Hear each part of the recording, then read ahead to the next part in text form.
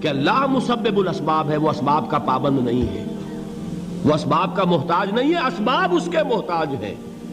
اگر یہ یقین ہے تو اللہ پر ایمان ہے، یہ نہیں ہے تو تمہارا ایمان اسباب پر ہے، وسائل پر ہے، ذرائع پر ہے، مادیات پر ہے، اللہ پر نہیں۔ اس وقت کہاں راستہ تھا؟ کوئی راستہ تھا؟ سمندر ہے اور ادھر سے لشکر آ گیا ہے۔ کلا ان معی ربی سیہدین۔ اب دیکھیے ایمان کہہ دینا آسان ہے، ہوا معکم اینما کنتم، جہاں کہیں بھی تم ہوتے ہو اللہ تمہارے ساتھ ہوتا ہے، لیکن اس کا یقین قائم ہو جائے تو زمین و آسمان کا فرق واقع ہو جائے۔ یہی بات ہوئی حضور کے ساتھ۔ غار ہے، چھپے ہوئے ہیں محمد الرسول اللہ اور آپ کے وہ یار غار ابو بکر صدیق رضی اللہ تعالی عنہ۔ اقبال نے حضرت ابو بکر کی شان میں چند اشعار کہے صرف، لیکن واقعہ یہ ہے کہ بھاری بھاری نظموں پر اور قصیدوں پر بھاری ہے، طویل ترین نظمیں اور قصیدے ہوں ان پر بھاری ہے۔ ہمت ابو بکر کی ہمت جو ہے، کشت ملت را جو ابر، جیسے بارش سے کھیتی اپجتی ہے، ابو بکر کی ہمت اور عظیمت اس امت کو اسی طرح سینچنے والی ہے۔ ثانی اسلام و غار و بدر و قبر، وہ دوسرے تھے اسلام میں، دوسرے پہلے کون تھے؟ انا اول المومنین، حضور فرماتے ہیں سب سے پہلا ایمان لانے والا میں، دوسرے ابو بکر۔ ویسے ہمارے ہاں یہ چلتا ہے اختلاف، حضرت علی پہلے ہیں کہ حضرت ابو بکر پہلے ہیں، لیکن اس میں بڑی خوبصورت تطبیق قائم کی ہے علماء نے اور بہت صحیح ہے۔ چار کے بارے میں فیصلہ ہی مت کرو کہ کون پہلے ہے، ان کی ایک عجیب تقسیم کر دی ہے۔ آزاد مردوں میں، بالغ مردوں میں سب سے پہلے ابو بکر، بچوں میں سب سے پہلے علی، خواتین میں سب سے پہلے خدیجہ، اور غلاموں میں سب سے پہلے زید ابن حارثہ۔ بڑی پیاری تقسیم ہے، یہ چاروں ہی پہلے ہیں، ہر ایک کے لیے اولیت ہے۔ اور واقعہ یہ ہے کہ اگر زمانی اعتبار سے تعین ہوگا تو پہلے خدیجۃ الکبریٰ آئیں گی رضی اللہ تعالی عنہ۔ کسی اور سے بات کرنے کی نوبت بعد میں آ سکتی ہے، پہلے تو اہلیہ محترمہ سے بات ہوئی، آتے ہی پہلی وحی ہوئی ہے، ابھی تبلیغ کا حکم نہیں تھا۔ کس کو بتایا واقعہ؟ ابھی اپنی نبوت کی تبلیغ کا تو حکم ہی نہیں آیا۔ واقعہ کس کا ہے؟ وہ خدیجہ کا ہے۔ جب کہا ہے کہ خشیت علی نفسی، مجھے اپنی جان کا اندیشہ ہے، تو کیا جواب دیا خدیجہ نے رضی اللہ تعالی عنہا؟ وہ صدیقۃ الکبریٰ ہے۔ صدیقات جو ہیں خواتین، ان میں چوٹی پر خدیجۃ الکبریٰ ہے رضی اللہ تعالی عنہا، اور صدیق جو مرد ہیں ان میں صدیق اکبر ہے ابو بکر صدیق رضی اللہ تعالی عنہ، لیکن صدیقات میں چوٹی پر۔ جب حضور نے فرمایا خشیت علی نفسی، کیا فرمایا؟ کیا عرض کیا؟ کیسے تسلی دی؟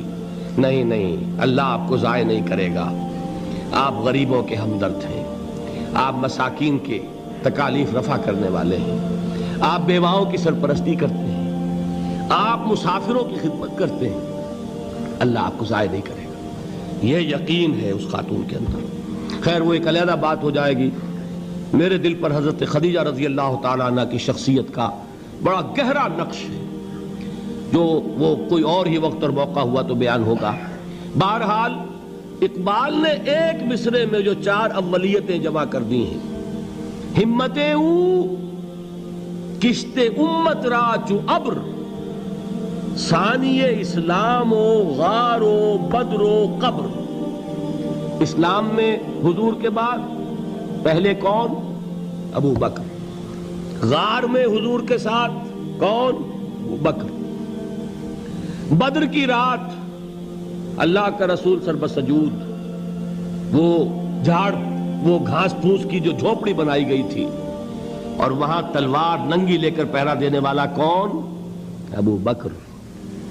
اور اس حجرہ عائشہ میں محمد کے بعد سب سے پہلے دفن ہونے والا کون؟ ابو بکر رضی اللہ تعالی عنہ وصلی اللہ علیہ وسلم۔ وہ جو معاملہ میں سنا رہا تھا غار ثور کا، حضرت ابو بکر بھی حضور کے خیال سے لرز گئے ہیں. آپ کو یاد ہوگا کہ جا کر پہلے تمام جتنے سوراخ تھے انہیں بند کیا ہے. ایک سوراخ رہ گیا تھا جس کو بند کرنے کے لیے کوئی کپڑا نہیں تھا. وہاں اپنی ایڑی رکھی ہے.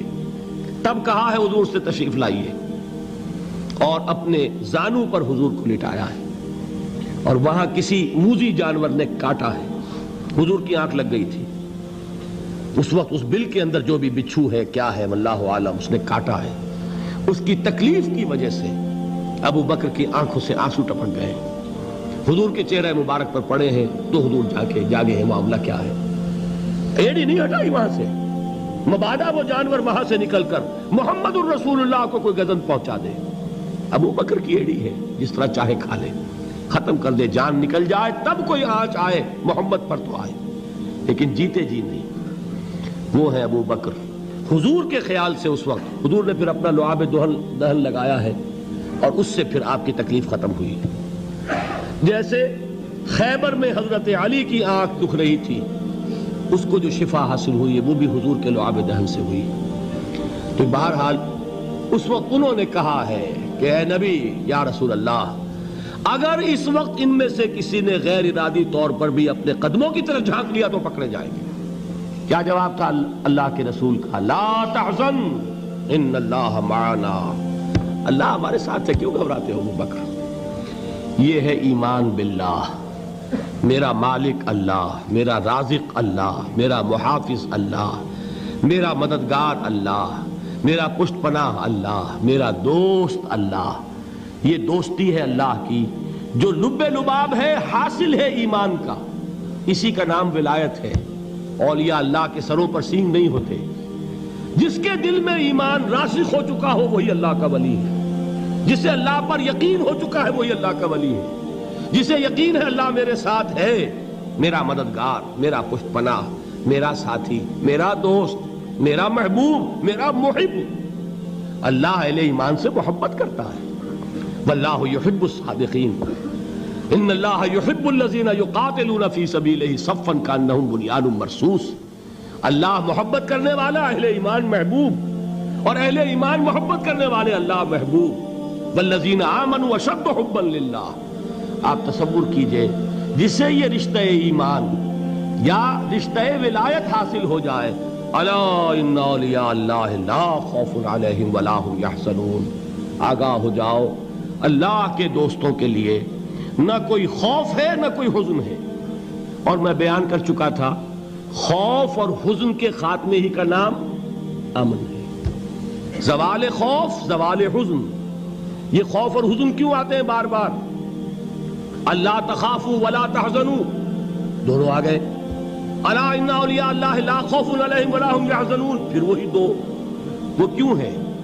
خوف ہوتا ہے کسی مستقبل کی بات کا, یہ نہ ہو جائے, وہ نہ ہو جائے, یہ نقصان نہ پہنچ جائے, یہ تکلیف نہ ہو, یہ غضب نہ آ جائے.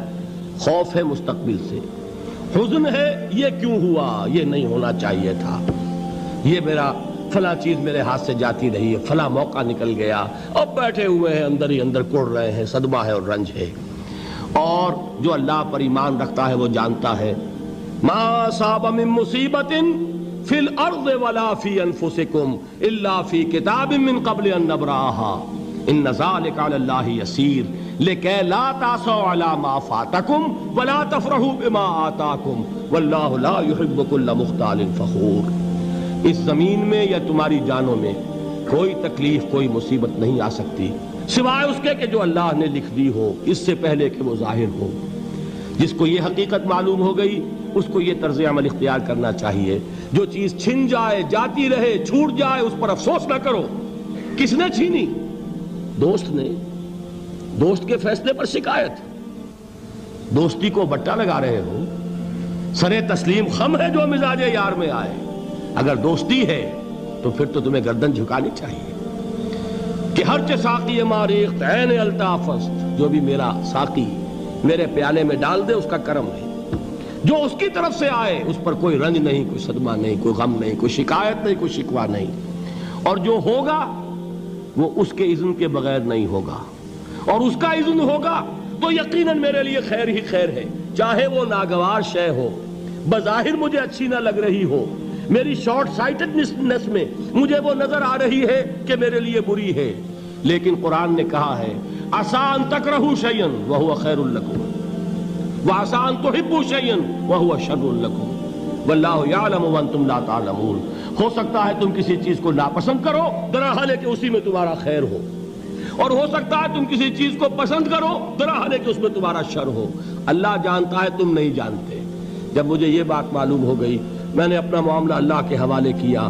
سپردم بے تو مایا خیش را تو دانی حساب کم و بیش را، اے رب جو تو چاہتا ہے وہ ہو، تیرے علم میں جو شے میرے لیے خیر ہے وہ ہو جائے، میری کوئی پسند نہیں، میری کوئی چاہت نہیں، یہ ہے راضی برضائے رب۔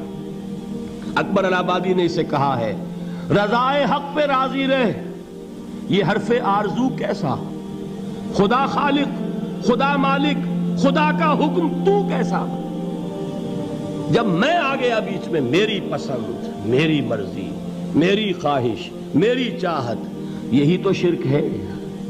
ما شاء اللہ کان وما لم یشاء لم یکن، جو اللہ نے چاہا وہ ہوا، جو اس نے نہیں چاہا نہیں ہوا، اختیار اس کا ہے، میرا تو نہیں۔ رضائے حق پہ راضی رہے، یہ حرف آرزو کیسا، خدا خالق، خدا مالک، خدا کا حکم تو کیسا۔ اقبال نے اسے کہا ہے فارسی میں، اب آپ کہیں اس کا ترجمہ بھی کرو تو وہ مجھے ذرا اس وقت کچھ بہت ہی بدذوقی کسی بات نظر آئے گی۔ جائیے پوچھئے کسی سے جسے فارسی آتی ہو۔ برو کشید ز پیچا کے ہست و بود مرا، چوک دہا کے مقام رضا کشود مرا۔ مجھے تو تمام پیچ و خم سے نکال دیا اس مقام رضا نے، میں راضی برضائے رب ہوں، جو فیصلہ اس کا میں اس پر راضی۔ تو کہاں کا حزن اور کس کا خوف، یہی زوال حزن اور زوال خوف، یہی ہے امن، یہ نتیجہ ہے ایمان کا۔ تو جان لیجئے یہ ہے لب لباب، یہ ہے حاصل ایمان کا، یہ ہے تو ایمان ہے، یہ نہیں ہے تو ایمان نہیں۔